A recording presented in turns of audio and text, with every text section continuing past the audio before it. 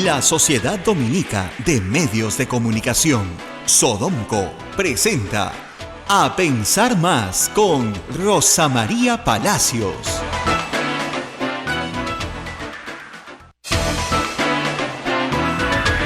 8 de la mañana con un minuto, señoras y señores, muy buenos días, bienvenidos a Pensar Más con Rosa María Palacios a través de las emisoras de la Sociedad Dominica de Medios de Comunicación.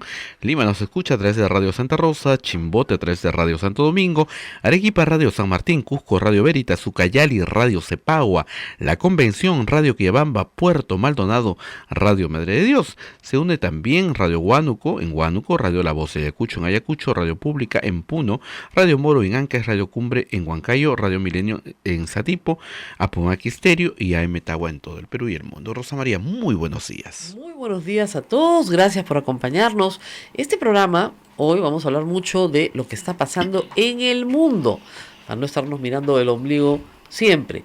Pero es indispensable iniciar, como lo han hecho todas las portadas hoy día, con la noticia que ayer a las 7 de la noche creo que alteró un poco el panorama judicial. ¿De qué se trata? De una resolución del colegiado que preside el doctor Salhuanay, que recusa al juez Richard Concepción Carhuancho para seguir conociendo, ya no puede seguir conociendo el caso de Keiko Fujimori.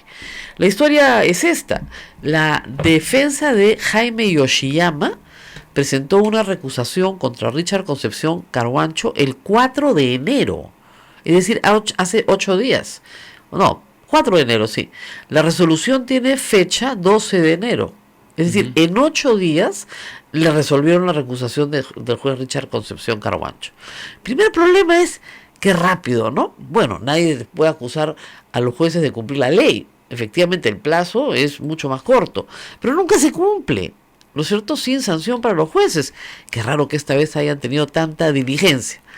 Segundo problema: esta diligencia se ha desarrollado prácticamente a oscuras, es decir, no se ha notificado a la Fiscalía, no ha podido intervenir el fiscal para defender la causa del Estado, etc.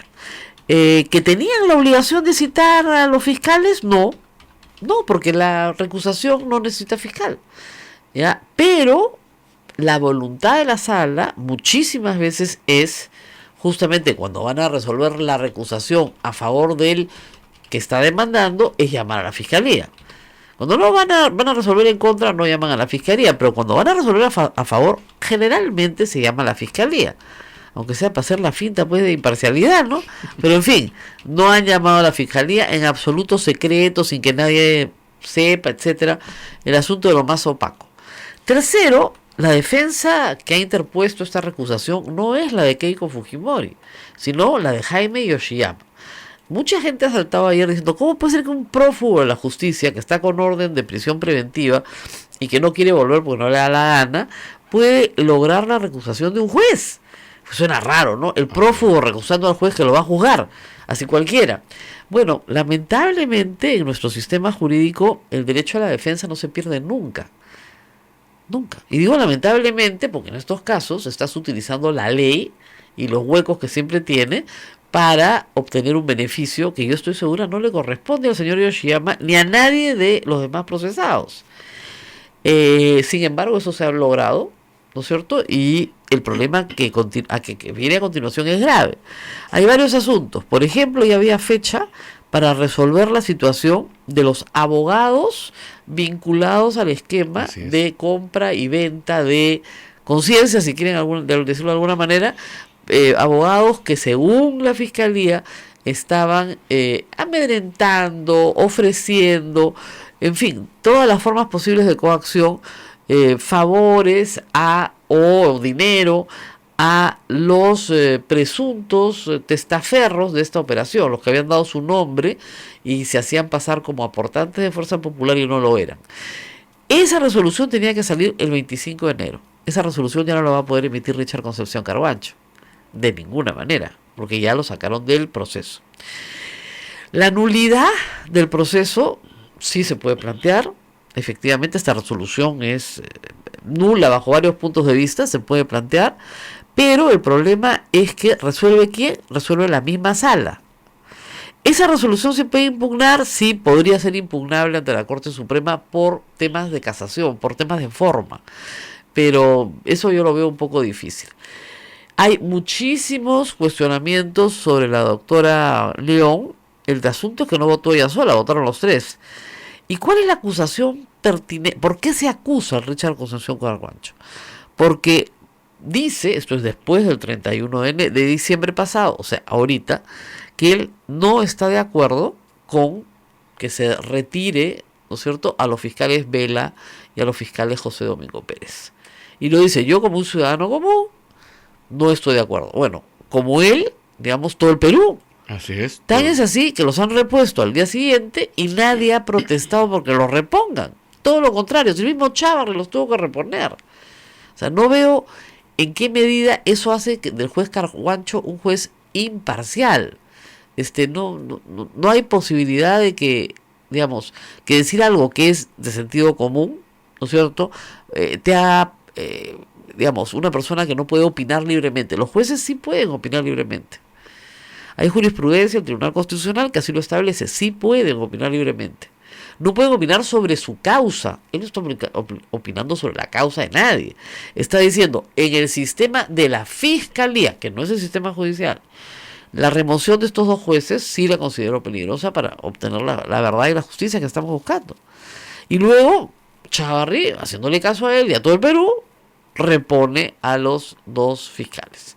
Entonces, no hay ahí pues un perjuicio para el señor Jaime Yoshiyama, pues, está clarísimo. El perjuicio para el señor Jaime Yoshiyama es estar prófugo de la justicia. Si se presentara a su proceso y dijera toda la verdad, ya hubiera salido como salió su sobrino. Porque para que se note que no hay ninguna animadversión contra los Yoshiyama en particular, su sobrino está libre y es colaborador de la justicia. Entonces, cada uno de los dos es libre de tener su propia estrategia de defensa. Pero si hubiera una animadversión particular, una imparcialidad particular del juez Richard Concepción Carhuancho contra Jaime Yoshiyama, dígame por qué su sobrino está libre. Y en tercer lugar, hay un asunto que sí también podría marcar la nulidad. Para tú recusar a un juez sobre la base de una declaración periodística, tienes que adjuntar la declaración periodística, ¿no? Sea esta una declaración en televisión, una grabación de radio, digital, prensa escrita, lo que sea. Bueno, los abogados de Jaime Yoshiyama no adjuntaron la prueba. No la adjuntaron. Y específicamente el Código Procesal Penal dice que en la recusación tienes que aportar la prueba. Ellos no aportaron ninguna prueba. El colegiado ha dicho que es de conocimiento público. Yo no tenía ni idea de esas declaraciones del señor Richard Concepción Carhuancho. Recién me entero, hubieron tantas en esos días que qué podría ser de conocimiento público. Y han resuelto sin tener la prueba a la vista. Miren, hace muchos años a mí me acusaron de difamación, típico, a los periodistas siempre les pasa. Entonces me citó la jueza, yo fui muy contenta y le dije a la doctora todo lo que ella quería saber, perfecto, terminamos la diligencia, me dijo, ¿algo más que agregar? Sí, doctora, quiero decirle que usted me ha abierto instrucción sin que el demandante, en este momento denunciante, haya aportado prueba alguna. Y pobre la jueza, perdón, entonces comenzó a voltear el expediente de arriba abajo No estaba la prueba. y no había la prueba. O sea, yo hubiera podido pedir la nubilidad. Le dije, mire doctora, para abreviar el caso, aquí le traigo la prueba, ¿no? El programa de televisión, acá está. Y usted verá ahí que no hay ninguna difamación. Pero yo estoy aportando la prueba para que la usen en mi descargo. O sea, imagínate el descuido. Entonces, yo, obviamente me absolvieron en primera, segunda y Corte Suprema. O sea, no había nada de difamación. Ahí el sujeto que estaba demandando probablemente quería dinero del Canal 4, no mío, por si acaso. Pero no demandó a la reportera, me demandó a mí. Y en la diligencia visionado que yo asistí también, no tenía por qué asistir, pero asistí porque quería verle la cara, el sujeto me dijo que me había demandado a mí porque me conocía. Y señor, yo nunca lo he visto en mi vida. Yo no lo conozco. Él asumía que me conocía porque me veía en la pantalla de televisión, ¿no? Entonces, ese tipo de detalles, si tú eres más o menos entendida, te das cuenta, digamos, de que había algún tipo de conexión interna dentro de ese juzgado que le permitía, el que había proyectado la resolución de la jueza y la jueza la había firmado, la había engañado. Era clarísimo, pues no había prueba. Y ella estaba muy sorprendida. Entonces, igual, en el caso de una recusación, el que recusa tiene que aportar la prueba, sea el material de video, el material escrito, etcétera, y no la han aportado. Por lo tanto, de plano, la resolución es nula, pues. Es El nula. fiscal Bell ha dicho que va a pedir la nulidad de todo. Claro, pero se la tiene que pedir a la misma sala. Y la misma sala, difícil que se contradiga a sí misma. Salvo que sea tan manifiesto esto de que no hay adjunta prueba, que, bueno, tengan que volver a empezar. O sea, ustedes miran, ¿y pueden volver a empezar? Sí, presentando la prueba, pues. Con lo cual dilatas la recusación del señor Carguancho. Ahora, si en 12 días han resuelto una recusación, no menos, 8 días han resuelto una recusación, esperemos que la nulidad la resuelvan en 5, ¿no? Espero que sea más corto. Voy a conocer en el caso. Ahora, ¿quiénes se perjudican con esta resolución de recusación de Richard Concepción Carguancho? En primer lugar, Keiko Fujimori. Cualquier diligencia que se quiera hacer sobre su caso, cualquiera que ésta sea, tiene que tomar un nuevo juez conocimiento. ¿Y cuánto tiempo se va a demorar el nuevo juez en leer todo el expediente? Las miles de páginas que están ahí. Meses probablemente. Meses, pues muchísima información. Entonces, evidentemente, todas las diligencias para las personas que están presas quedan paralizadas. O sea, Yoshiyama se habría hecho un favor a sí mismo, pero a los demás los ha destruido por mucho tiempo. Si no hubiera recusado al juez, el juez puede ser él considerar pues que es un juez parcializado, pero nada se va a poder hacer. O sea, todo lo que él ya hizo queda hasta que llegue otro juez, tome conocimiento y resuelva. Entonces todo queda parado. Pero una cosa es que quede parado cuando tú estás en Miami y otra cosa es que tú quede parado cuando estás en Santa Mónica. Es muy diferente. Ella resulta perjudicada porque le aguantan todas las diligencias. Y acuérdense que ella está tramitando una casación ante la Corte Suprema.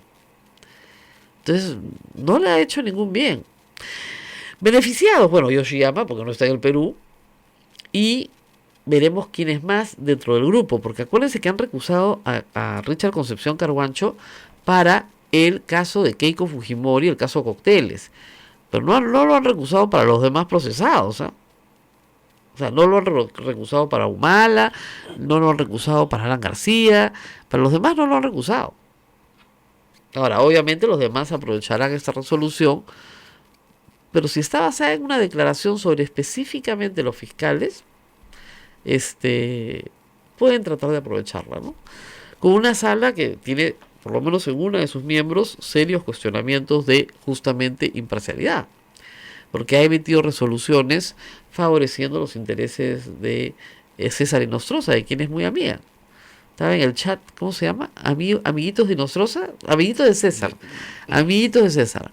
Entonces, en fin, es complicada la situación. Ahora, yo siempre lo he dicho y lo reitero, el juez Richard Concepción Carguancho es lo que se conoce en el mundo judicial como un juez canero, es decir, ante la duda te meto preso.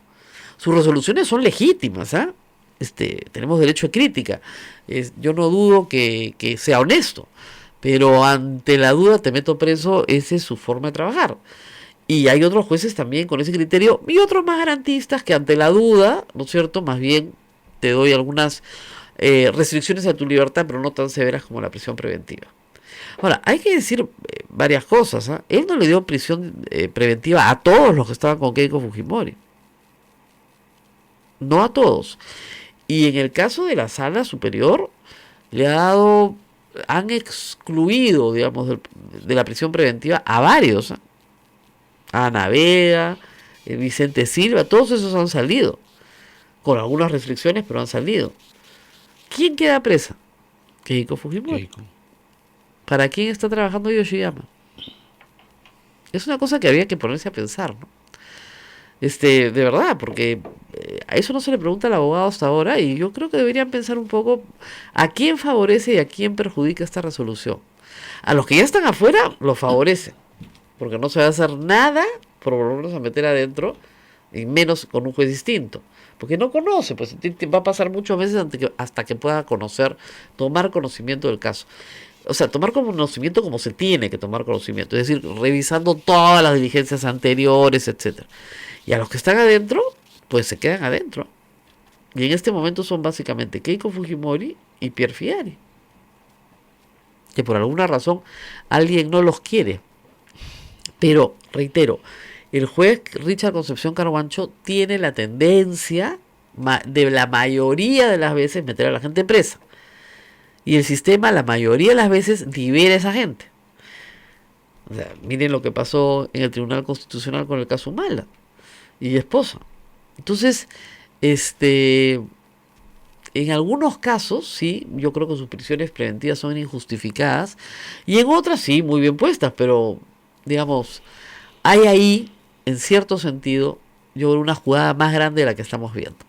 Hoy a las 4 de la tarde se ha convocado a un plantón en el Poder Judicial, en el Palacio de Justicia, de varios colectivos y gente individual que quiera asistir.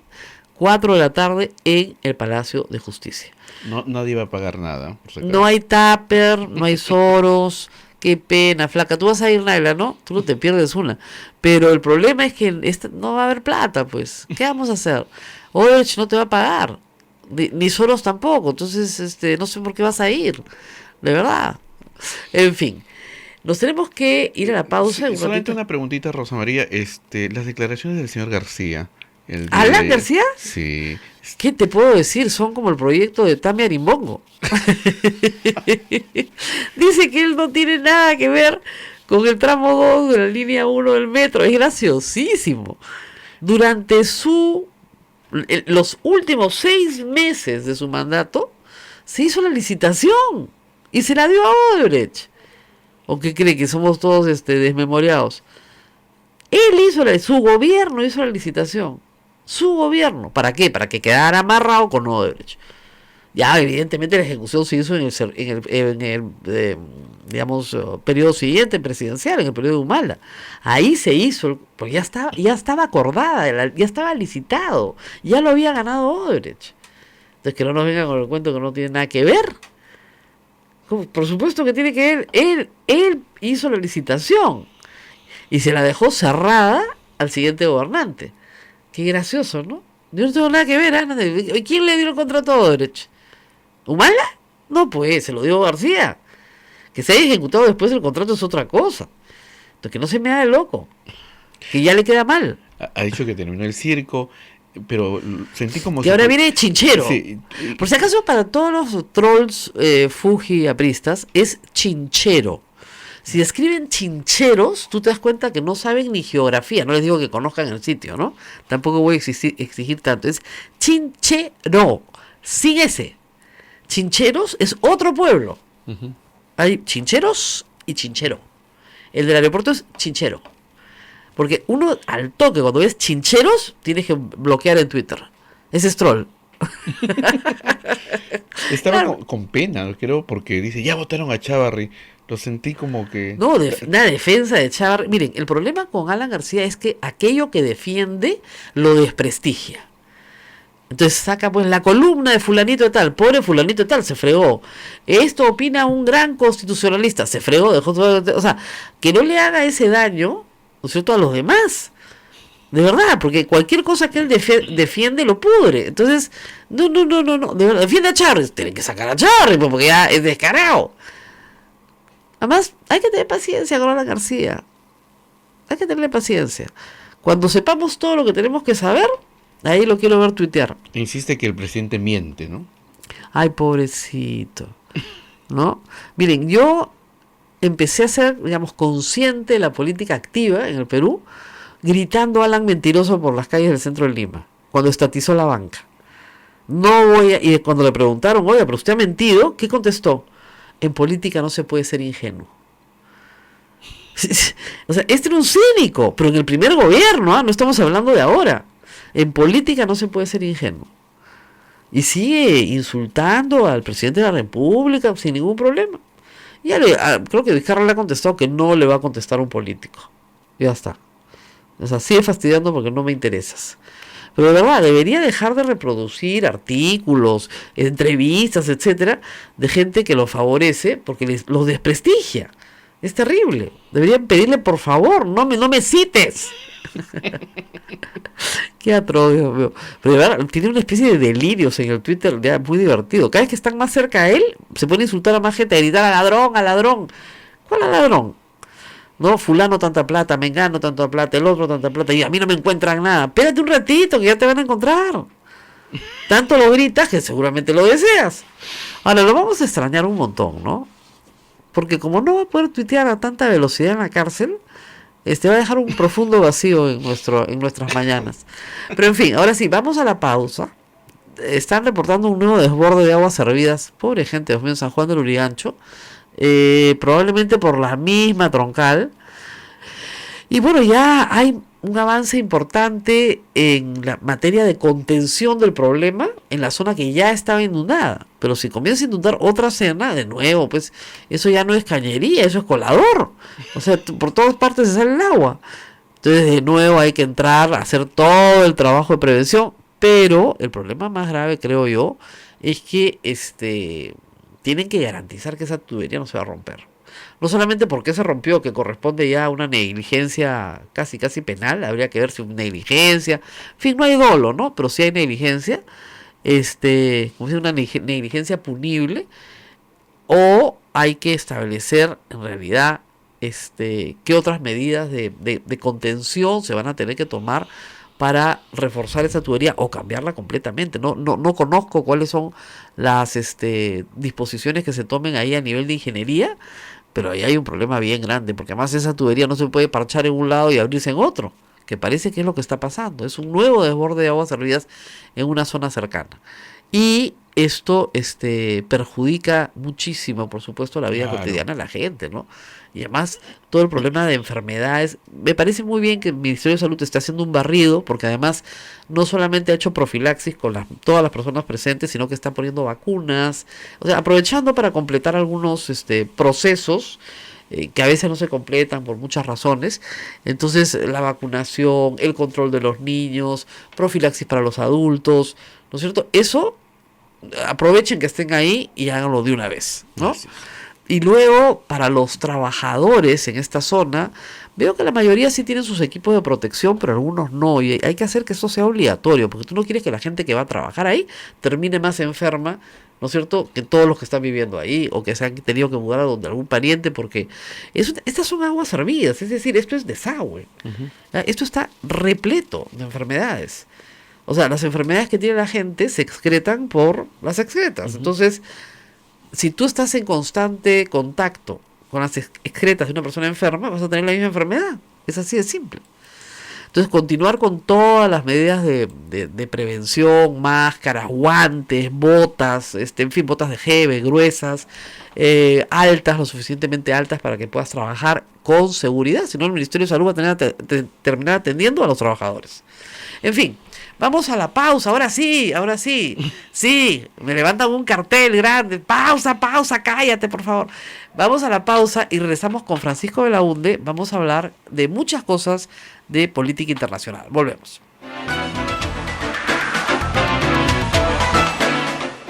Sodomco, Sociedad Dominica de Medios de Comunicación.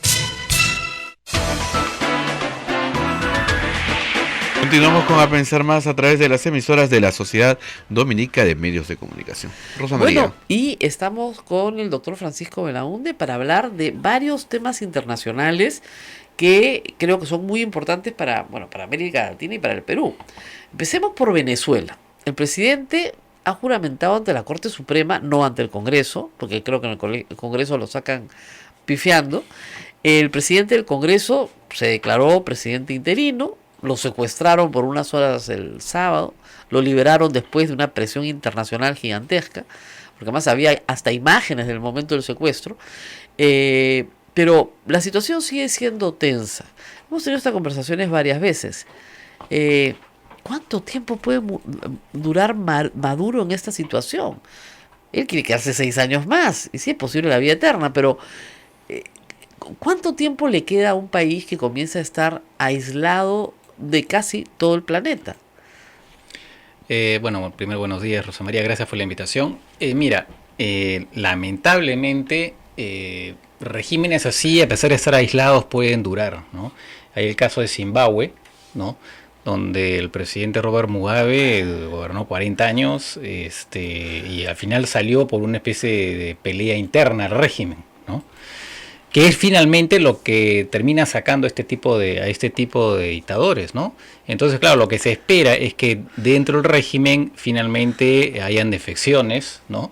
Y de esa manera pueda salir Nicolás Maduro y la gente que está con él, ¿no? Porque en este momento el problema que hay es que la oposición está en el suelo prácticamente. Después de estas manifestaciones grandes que hubieron hace un año y medio, que aparentemente marcaron un momento en que se podía pensar que sí podía, digamos que el régimen podía caer, lamentablemente se truncó el impulso, en parte por en gran parte por este diálogo promovido lamentablemente por el Papa, que le cortó la viada a estas protestas, y desde entonces, además con las divisiones propias que ellos tienen, es un problema porque, claro, puede haber presión internacional, pero si no tienes acción interna, claro, ¿no? Entonces no se puede hacer mucho. Entonces hay estos tres vectores, ¿no? La presión internacional, la oposición, pero de manera fundamental las grietas que puedan haber dentro del régimen, ¿no? Y por ahora pues está faltando, aparentemente, está la presión internacional, pero está faltando la pata importante de la oposición y las grietas internas aparentemente pueden haber algunas disensiones, pero más, incluso se habló en el Washington Post, sacó un artículo donde decía que el general Padrino hace un mes le había dicho a Maduro que tenía que renunciar, pero desde entonces Padrino, no hace más que expresar su lealtad a Maduro, entonces no está muy claro, ¿no? Pero ahora, este episodio del SEBIN podría indicar porque esto que haya sido secuestrado, ¿no? Y en realidad en muy poco, en menos de una hora, entiendo, fue liberado. O sea, ha habido, a alguien se le ocurrió tomar esta iniciativa por su cuenta, ¿no? Y después la medida fue rectificada, lo que querría decir que de repente pues hay algún tipo de fricción interna, ¿no? Pero más allá de eso tampoco sabemos mucho. Ahora, recordémosle a la gente por qué su elección se considera inconstitucional, ilegítima, etcétera. ¿Qué pasó en esa elección? Lo que pasa es que Maduro lo que hizo fue primero fijó la elección tenía una fecha determinada. Fantástica, claro. Y entonces él simplemente dijo, bueno, ¿en qué momento va a ser? Claro, la asamblea esta constituyente, supuestamente, ¿no? Que no tiene en realidad legitimidad democrática, ¿no? Determinaron, bueno, la elección será tal día, se le ocurrió, ¿no? Y con muy pocas semanas de antelación, prácticamente no hubo candidatos de la oposición que participaron, algunos opositores, entre comillas, aparecieron de la nada, de pronto,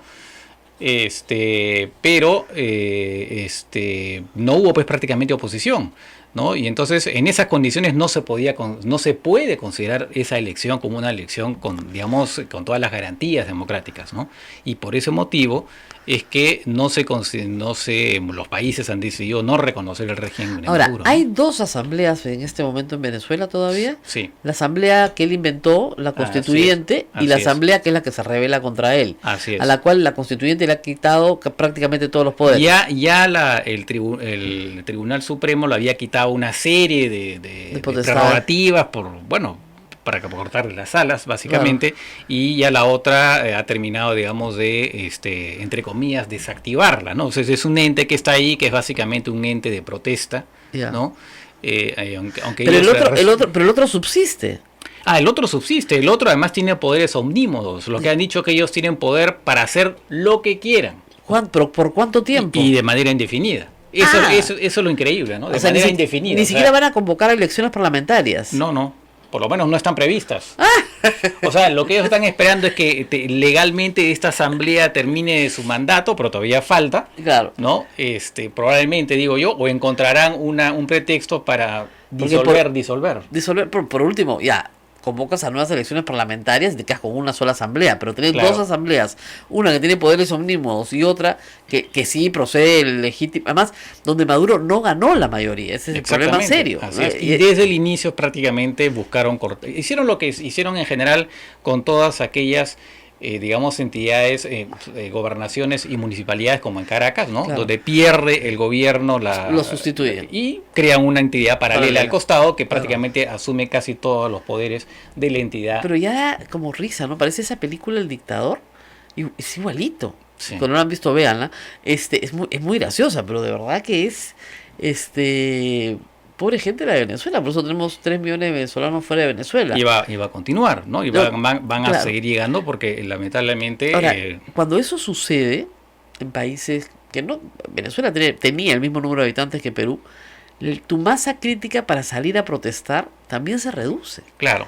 Porque la gente no se queda a pelearla porque quiere sobrevivir. Así Entonces, es. es lo que me explicaban en Cuba. ¿Por qué la gente no protesta? Porque la gente que debería protestar ya se fue de Cuba. Exactamente. Y ese es el problema de la migración. No le quita la base política a la protesta. Totalmente. Y por ejemplo, en Colombia han hecho una serie de estudios y más del 50% de los venezolanos que están ahí son jóvenes. Claro. Que son jóvenes entre 19, 23 y 24 años, que son precisamente muchos los que ellos van a Claro. protestar, ¿no? Entonces, Es la impresión que... No tengo las estadísticas, pero es la impresión que da también en el Perú. sí. Bueno, uno cada vez que habla con venezolanos son gente muy joven. Gente porque muy joven. que es la que sale a trabajar y a buscarse la vida, ¿no? Exactamente. Entonces, sin una masa crítica de protesta, es muy difícil que un gobierno caiga. Claro. Y como digo, la única posibilidad de Venezuela es que las Fuerzas Armadas se den cuenta que ya no va más. Claro. Y las Fuerzas Armadas, lamentablemente, hay varias denuncias de que están vinculadas a ciertos negocios ilícitos Claro. que no quieren perder, como el narcotráfico Claro, y hay otros. que recordar que el régimen de Maduro en una época llegó a tener casi el 50% de sus ministros eran militares, ¿no? Claro. O en las organismos del Estado. Ahora ha bajado, recién ahorita, pero ya igual tiene casi 26, 27%. O sea, Claro. los militares están metidos hasta el cuello, como se dice en Y el ya no pueden dar la régimen, vuelta atrás. y saben que les puede caer, pues, ahora, salvo pues que haya el miedo a que sean enjuiciados después, pero justamente no se quieren ir porque saben que de ahí pasan a la cárcel, ¿no? Eso también Claro, eso. también. O sea, si no le sale bien, Claro, se van todos presos, Así como es. sucede en cualquier dictadura. exactamente. ¿no? Entonces, claro, hay temor de una cosa y de otra. Si cae Maduro, nos meten presos. Así Si es. me rebelo contra Maduro, voy a la cárcel. Así Mejor es. me quedo acá donde estoy. Ahora, se ha anunciado, hablando de la oposición, se ha anunciado para el 23 de enero una jornada de protesta, ¿no? Vamos a ver, eso va a ser una especie de test para la oposición, si es que tiene todavía la capacidad de movilizar de manera masiva. Ahora, ¿no? ha movilizado tantas veces en los últimos 20 años desde que entró Chávez al poder, de manera masiva al pueblo, Sí, y siempre han fracasado. Es lo que te dice, siempre hemos fracasado. sí. No tienen ninguna victoria. Tienen Sí. algunas victorias en gobernaciones, etcétera, pero Claro, y en la asamblea, En pero la asamblea. al final el régimen siempre le saca la vuelta, ¿no? A los triunfos de la oposición, los triunfos electorales, y reprime de manera violenta, y bueno, y mata pues el movimiento de protesta, ¿no? Sí. O en todo caso lo deja bien golpeado y sin reacción, ¿no? sí, es terrible, ¿no? Porque Chávez lo que hizo fue tomar siempre figuras libertarias, ¿no? Las de la independencia de América, para autovalorarse a sí mismo, justificarse. Y hoy por hoy la oposición tiene que promover la independencia de Venezuela, Sí, de un dictador. sí. Entonces en tiempos modernos no debería pasar, pero sigue pasando. Bueno, el 23 es una fecha simbólica porque es cuando se derrocó a la dictadura del año 58. Claro. Entonces, Que esa es otra cosa que parece para los peruanos es difícil de entender. Venezuela tiene tradición de dictadores muy largos. sí. ¿No? Pérez Jiménez, todos estos son dictadores que duraron pues 20 y tantos Justamente. años en el poder. Pero justamente, pero después de esa restitución de la democracia hubo un periodo larguísimo democrático. Exactamente, también, eran ejemplo para América. Así es. Pero yo recuerdo que hace muchos años que Patricia Poleo vino a Lima, le dije, las dictaduras no aguantan más de 10 años. Me miró, el último duró 26. Yo que quería consolarla, lo hice pésimo porque no hubo consuelo, ¿no? Duró 26 años. Y yo decía, pero no puede ser. Sí, no, me dijo, acá las dictaduras en el siglo XIX y siglo XX han sido longevas. Claro. Uf, qué mala suerte, Dios mío, ¿no? Bueno, o sea que en Nicaragua, en Venezuela va a haber mayor presión internacional. Sí. Ahora, ¿qué rol juega ahí Estados Unidos? ¿Venezuela sigue vendiéndole el petróleo a Estados Unidos? Sí, eso es algo que, a pesar de que hay muchas sanciones, ¿no? Por ejemplo, ya no se puede, los norteamericanos no pueden comprar deuda venezolana, lo cual restringe las fuentes de financiamiento de Venezuela. pero todavía no han suspendido la compra de petróleo venezolano. Es algo que hasta el momento todavía no es una medida que no se ha adoptado, pero sí hay presiones, hay sanciones, ¿no? Sanciones, maniobras, como aparentemente estas conversaciones con algunos militares para que le den un golpe de Estado a Maduro, según se declaró. Entonces, y ahora habría la intención de reconocer a Guaidó, el presidente del Legislativo, de la Asamblea, como presidente en ejercicio de Venezuela, ¿no? Claro. Como presidente interino. Y entonces ese es un paso que se estaría estudiando, pero que todavía no se ha decidido dar. Claro, ahora el Grupo de Lima son 13 países, me parece. 14. Lo que pasa es que México no firmó el último comunicado, porque ya México, con el nuevo presidente, con López Obrador, que ya tiene, va más a la izquierda. Claro, entonces no quiere chocar con Venezuela, ¿no? Pero, digamos, ¿cuántos son en la OEA? 32. Son 34. 35, sin Cuba, 34. Claro. Pero el tema ahí es que ha comenzado, han dicho, por lo menos la noticia es que se ha activado la Carta Democrática. Sí. Para el caso de Venezuela, o para Nicaragua. Para Nicaragua lo que ha hecho, el anuncio ha sido hecho por el secretario general, que es Luis Almagro, donde dice que él va a activar lo de la Carta Democrática. Entonces es un proceso que recién se estaría iniciando. En el caso de Venezuela, han habido pronunciamientos. Venezuela, recordemos que ya también anunció su retiro, ¿no? Claro. El retiro en principio toma 2 años, en fin, por ahora sigue ahí. Pero todavía no se le ha aplicado todavía, porque son 2/3, tú necesitas 2/3 de los votos. Exacto. Para poder suspender a un país, ¿no? Claro. Y hasta el momento, si bien Venezuela ha tenido siempre el apoyo de muchos de estos pequeños países de Centroamérica y del Caribe, que han recibido petróleo a precios competitivos, en fin. Entonces, claro, ha perdido fuerza, pero todavía hay países que lo siguen apoyando. No, evidentemente Bolivia, ¿no? Eso está claro. Bolivia, sí. Evo Morales es, digamos, fiel.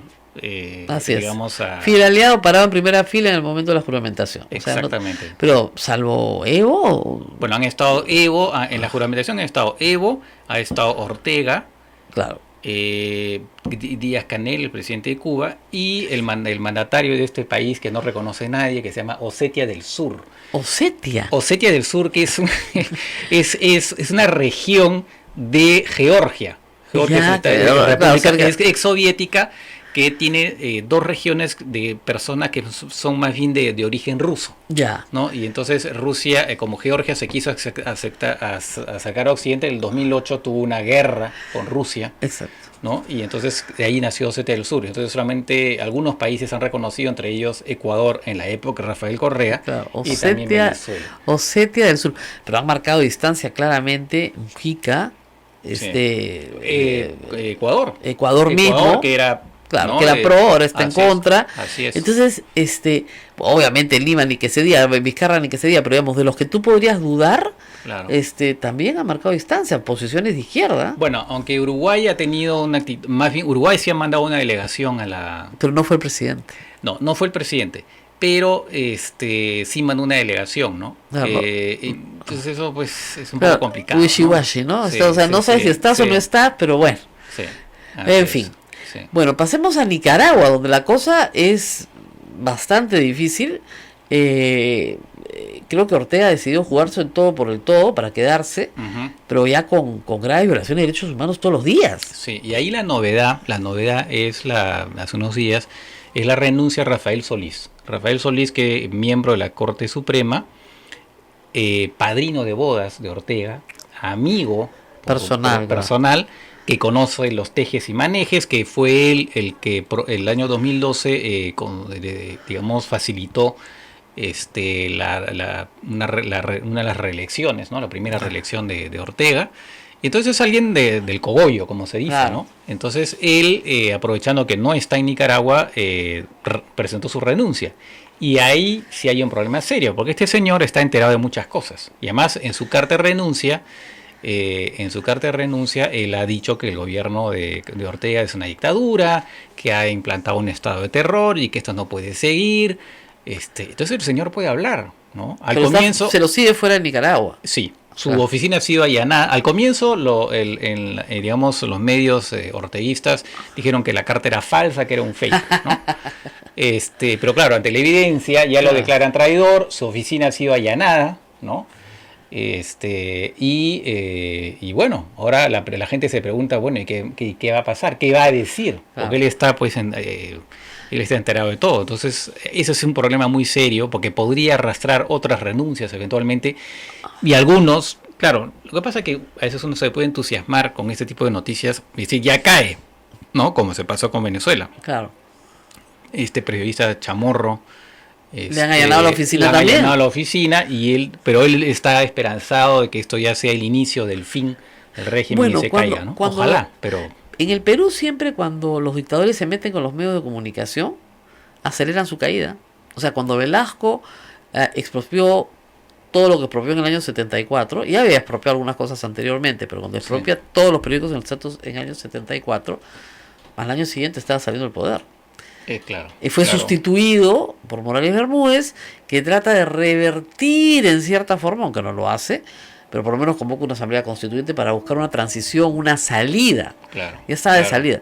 En el Perú, cuando te metes con los medios de comunicación, la terminas pagando, y fuerte. Sí, pero en Venezuela no. Cerraron primero todos los medios libres. Hasta el momento, por lo menos en Nicaragua, no, tampoco, ¿no? Bueno, es decir, en la época de Somoza asesinaron precisamente al papá de Chamorro, ¿no? Y eso fue uno de los acontecimientos que, digamos, fue un punto de quiebre y lo que es notable es que la mamá de Chamorro fue la presidenta de Nicaragua. Exactamente. ¿Ya? Y no solamente eso, sino que fue una presidenta democrática. Totalmente. O sea, que trató de dar una democracia a Nicaragua lo mejor posible dentro de las circunstancias. Claro. Pero son sociedades muy violentas, y Ortega llega al poder como el guerrillero que combatió a Somoza. Exactamente. ¿Ya? Y ahora, ahora la gente dice Ortega y Somoza son la misma cosa. Claro.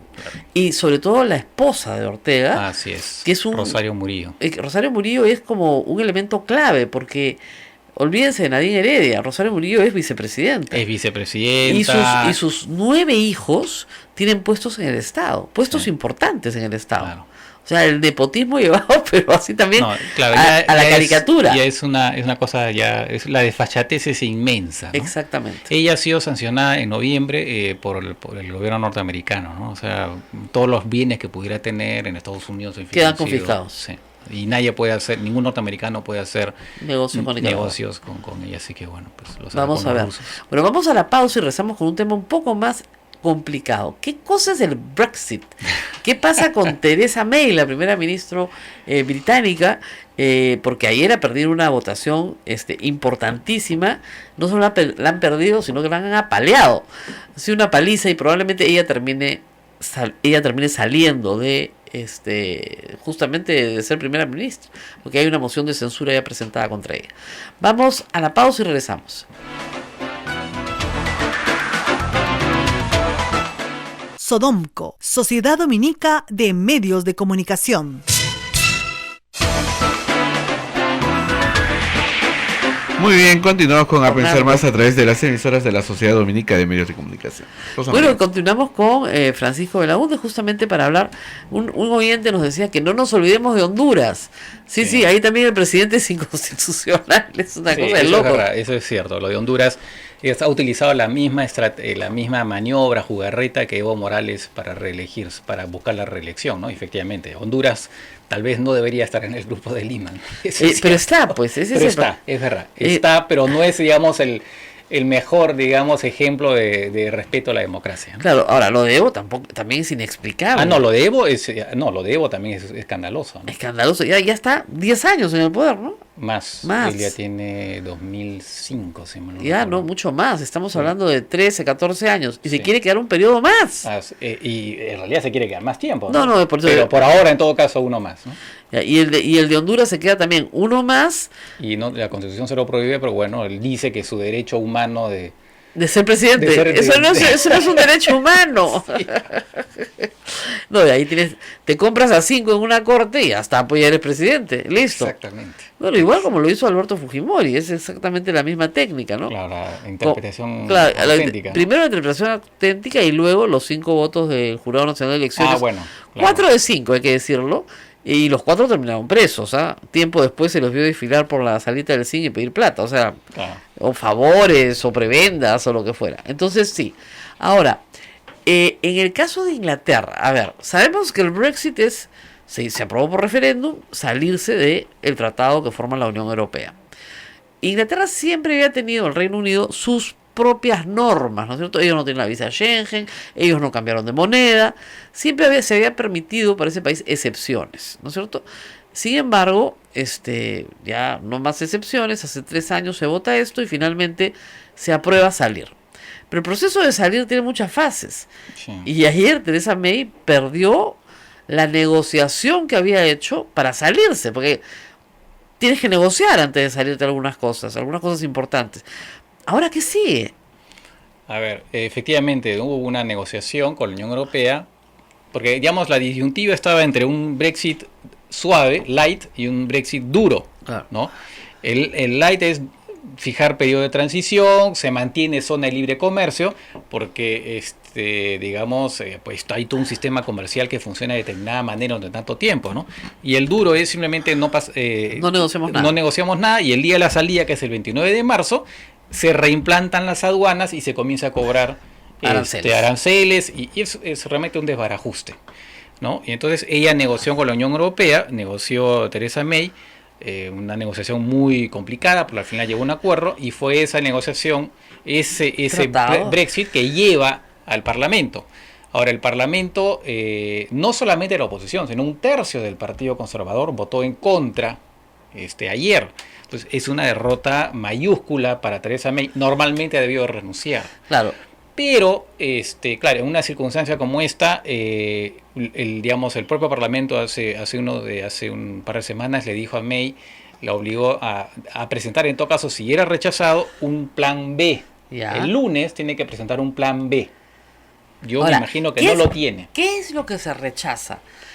¿La idea del Brexit como sí, que ya fue aprobada en referéndum con las justas? No. ¿O se rechaza lo obtenido en esta negociación? Se rechaza la negociación. Por ejemplo, había un punto de negociación crucial, fue el tema qué pasa con Irlanda. Exactamente, ¿no? La frontera con Irlanda. Y entonces la idea era mantener finalmente el libre tránsito, libre comercio entre las dos Irlandas. Bueno, y a eso se opone el partido unionista, que es el partido protestante, ¿no? de Irlanda del Norte, que es el que le da la mayoría absoluta a Theresa May. ¿Y por qué se oponen?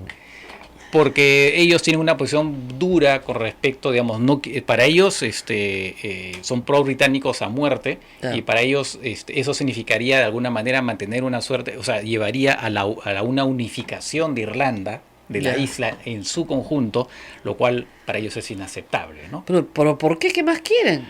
¿Por qué? Porque ellos son protestantes, se consideran del Reino Unido británicos, ¿no? Aunque sean irlandeses del norte, pero digamos se consideran, primero no son católicos, ¿no? Entonces esa división clásica, y entonces para ellos formar parte de un país que en su mayoría es católico simplemente les es inimaginable. ¿Territorialmente Irlanda del Norte es más pequeña que Irlanda del Sur? Sí, es mucho más chico. Sí, es la parte del norte. Está arribita, al norte, claro. Sí, arriba, claro, entonces se van a sentir arrinconados. Exactamente, van a ser una minoría, ¿no? Claro. Una minoría, realmente una pequeña minoría. ¿Y actualmente tienen libre tránsito? No. Sí, claro, todavía. Sí, por supuesto, porque todavía el Brexit todavía no ha entrado en efecto. O sea, ellos quieren regresar a 20 años atrás. Exactamente. No quieren que haya una excepción para el caso de Irlanda, ¿no? Claro. No quieren que haya una excepción. Sin embargo, con Escocia no hay ningún problema. Lo que pasa es que Escocia no tiene el historial... Sí, claro, tiene el historial de no haber sido vencido por Inglaterra jamás. Claro, el caso de Escocia es distinto, pero no hay que olvidar que la mayoría de los escoceses votó en el referéndum en contra del Brexit. Así es. ¿No? Y a tal punto que la primera ministra escocesa dijo: si nosotros nos salimos, ¿no? Si el Reino Unido se sale finalmente y en condiciones como por ejemplo Brexit duro, yo no descarto que haya un nuevo referéndum, esta vez a favor de la independencia de Escocia, que recordemos que hace unos años hubo uno y perdió la opción independentista, pero eventualmente podría ganar en un escenario Brexit. Para ilustración de todos, el Reino Unido evidentemente es un país, pero Escocia es un país. Bueno, Irlanda es un país. Sí. Tienen hasta selección de fútbol. No, sí, esa es una cosa curiosa. Bueno, la República de Irlanda es un país independiente. Pero es verdad que el Reino Unido tiene un privilegio a nivel de la FIFA, efectivamente, y de la Federación de Fútbol Europea, en que sus 4 regiones, por decirlo de alguna manera, Gales, Irlanda del Norte, Inglaterra y Escocia tienen su propia selección de fútbol. Lo que pasa es que tienen su propio campeonato también. Obviamente. Cada uno de ellos tiene su propio campeonato y por lo tanto estos 4 participan en las clasificatorias y en los mundiales si es que llegan. Entonces, claro, tienen esa... Entonces la gente entiende, pero sí son países. Sí, pero es una excepción deportiva, nada más. Es una excepción deportiva, que no va más allá de eso. Es un privilegio que les ha dado, digamos, de repente porque son, entre comillas, los inventores del fútbol. Claro, pero digamos, ¿es un gobierno federal?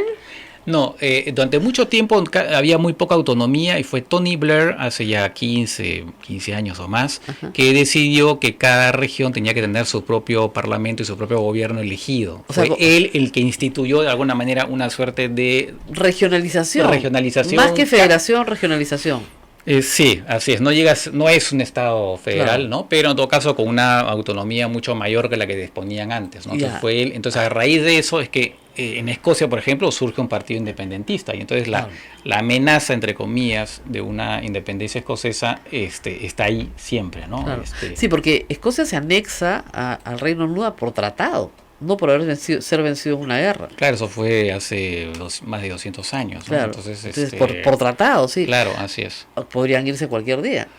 Lo cual hace las cosas más complicadas. Claro que han habido guerras y hay presiones militares. A veces los tratados obedecen también a pero digamos, en el Parlamento, poder, ¿no? El Parlamento del Reino Unido, el que ha votado ayer, ¿hay una mayoría a favor del Brexit o no? Bueno, es una cosa curiosa porque incluso dentro del Partido Laborista no se sabe muy bien si están a favor o en contra, ¿no? Tiene una posición bastante ambigua. Pero, por ejemplo, los conservadores sí, en su mayoría están a favor del Brexit, ¿no? Pero no es, bueno, un tercio por lo menos se pronunció en contra de esta forma de salir. Así es. Querían salirse, pero de otra forma. Así es. Entonces, ahora, ¿qué es lo que puede pasar ahora? Ok, hay esta figura, supuestamente el lunes tiene que presentar Theresa May un plan B, vamos a ver si lo tiene, probablemente no lo tiene. Y entonces la otra opción es, y ya la gente está presionando, hay gente que presiona por un segundo referéndum. Claro, ¿no? Donde ya no va a ganar. Donde ya ganaría Remain, o sea, quedarnos. Quedarnos. ¿No?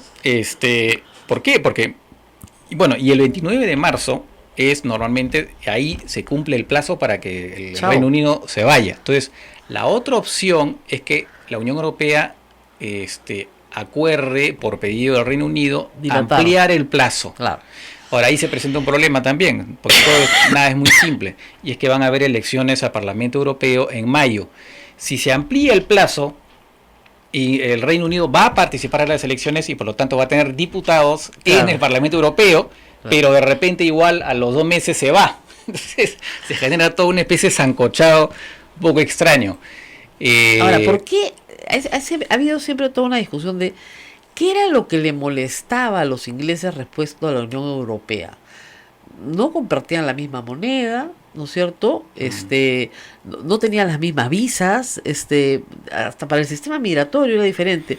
¿Qué es lo que motiva a esta población a votar a favor de salirse? Bueno, muchas veces ahí para empezar fue una votación donde solamente fue a votar más o menos la mitad de la gente. Exacto. Y la victoria fue muy estrecha. Estrechísima. Muy estrecha. Hubieron además también, como siempre, una serie de mentiras que se fueron diciendo, ¿no? Que después se revelaron que eran falsas, por supuesto. Ahora, uno de los puntos, digamos, que enfocó el descontento de la gente que votó por el Brexit fue sí un tema migratorio, que fue sobre todo el tema de los polacos. ¿Por qué? Porque Polonia y otros países de Europa Central y del Este forman parte de la Unión Europea y por lo tanto sí pueden, ¿no? Aunque el Reino Unido no forme parte de Schengen, el Schengen finalmente ¿qué cosa es?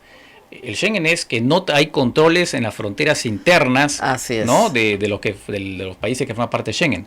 Pero más allá de eso hay libre circulación. O sea, tú puedes ir y trabajar libremente en cualquier país de la Unión Europea, forme parte de Schengen o no. Así es. ¿No? Entonces, muchos polacos han emigrado al Reino Unido y entonces había en determinados sectores un fastidio y que ha sido alimentado por en particular por un partido independiente, por los polacos. Pero el problema, ¿no?, en Inglaterra no son los polacos, son los musulmanes. Bueno, hay muchos más que polacos. Sí, pero digamos los polacos de alguna manera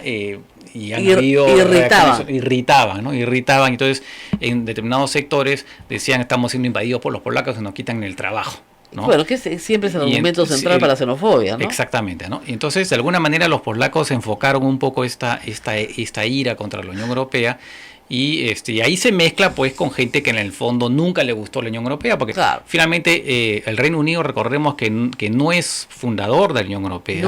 No. Ellos entraron después, el año 73. Esto se arma entre Alemania y Francia, en realidad. Claro. Por un acuerdo de carbón, ¿no? Fueron seis países, Francia y Alemania, que era el núcleo, pero a eso se añadieron Holanda, Bélgica, Luxemburgo e Italia. Fueron los 6 países. Y el año 58 es que se funda la Comunidad Económica Europea, y unos años anteriores fue entre comillas, el plan piloto, que fue la CECA, que era para el acero y el carbón. Exactamente, acero y carbón era. Exactamente. Pero el Reino Unido recién en el año 73. En realidad ellos quisieron un poco antes, pero De Gaulle, que no era muy amigo de los ingleses, decía, los ingleses son una isla, no tienen nada que hacer con nosotros, ¿no? Pero al final el año 73 se ingresaron. Los franceses son muy interesantes. Bueno,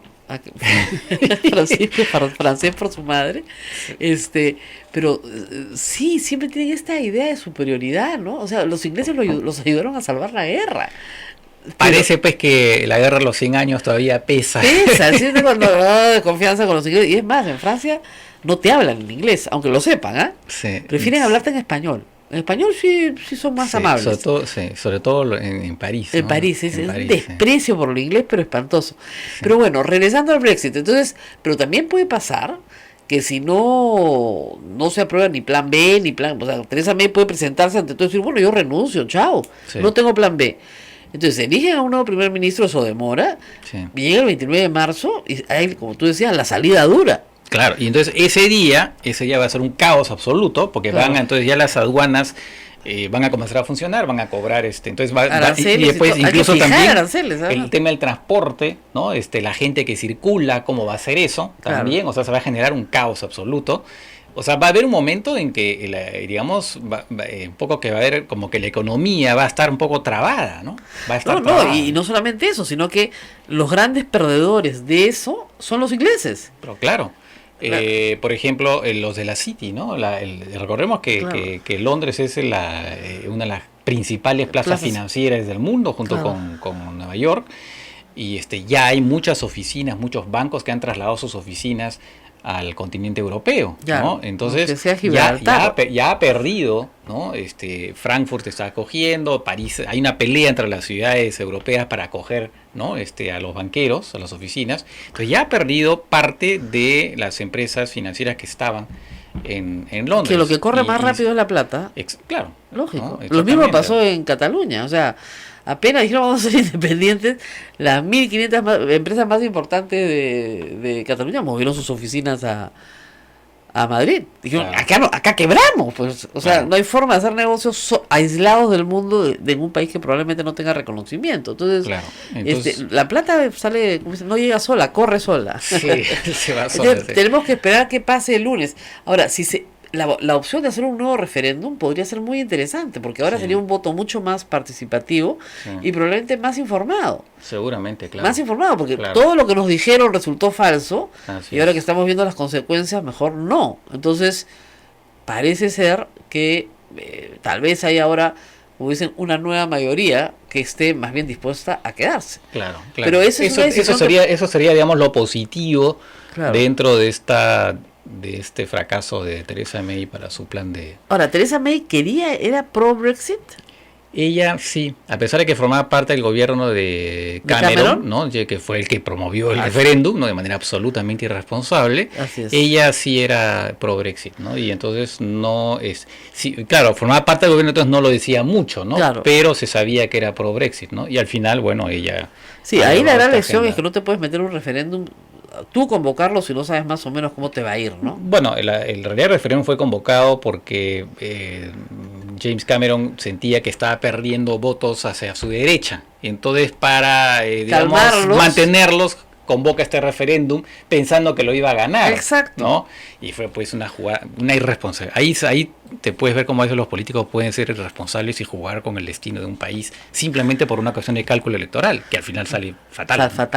Fatal, porque además, como te decíamos, el peor escenario es que el 28 de marzo llegue a la fecha señalada, 23, pero no hayan negociado nada. Así es. Y se arma un caos financiero, un caos en el transporte, etcétera, con lo cual perdieron. Exactamente.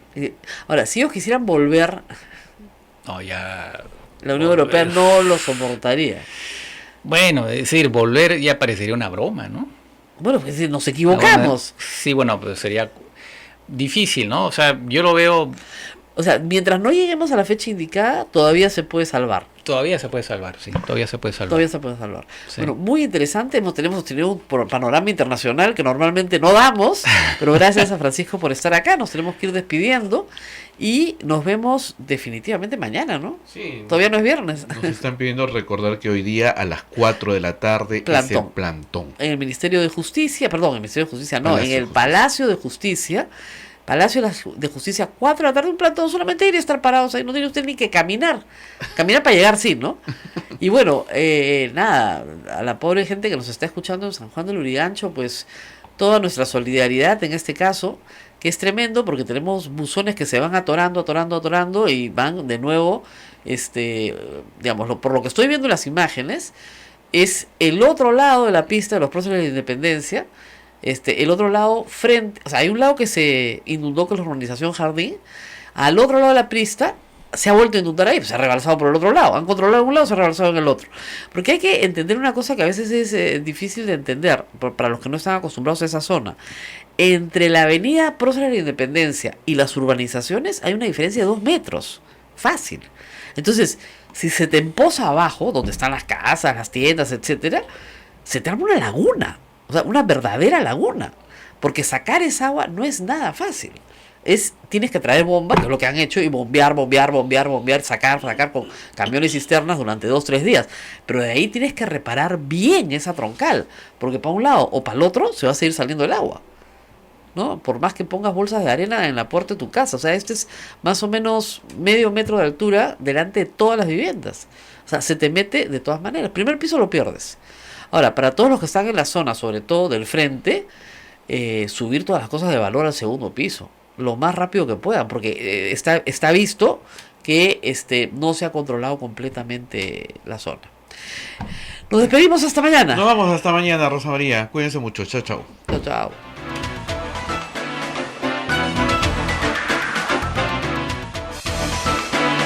Hasta aquí. A pensar más con Rosa María Palacios. Este programa fue producido por la Sociedad Dominica de Medios de Comunicación, Sodomco.